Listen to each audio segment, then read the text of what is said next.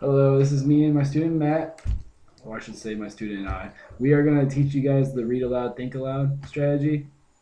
And in this strategy, basically what I'm going to do is I'm going to read from a book called The Number Devil. It's actually the book I've been doing my summarizations on.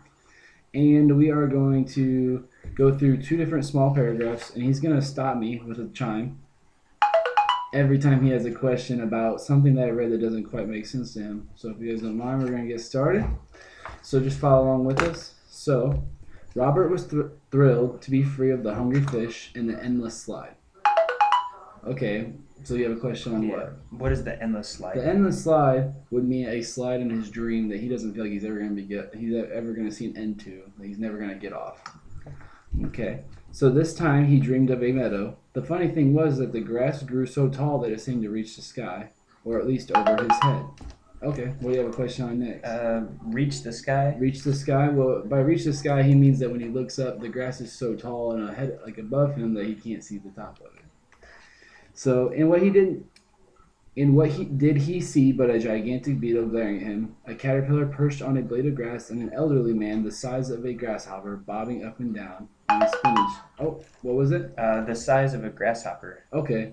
Well, he talks about the elderly man that kind of connects above in the paragraph where he says the grasshopper was very large. So basically, he's just saying the elderly man is very large too. Bobbing up and down on a spinach leaf and staring at him with bright and shining eyes. So now we move on to the second paragraph real quick. We got a couple more examples of this. Where else, said Robert. Mr. Bockel, he's our teacher, a new teacher. Well, he's always hungry, though. He's got plenty of fat on him. What do you have a question there? The plenty of fat. The plenty of fat? Well, he's just basically saying that Mr. Bockel, his teacher, isn't quite the skinniest man on the earth, and maybe he's a little husky.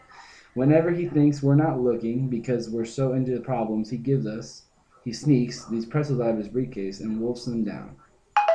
What's the last one? The wolfs them down. Wolfs them down. It just means that he eats really quickly and kind of carelessly, not really worried about what everyone else is thinking. Okay. All right.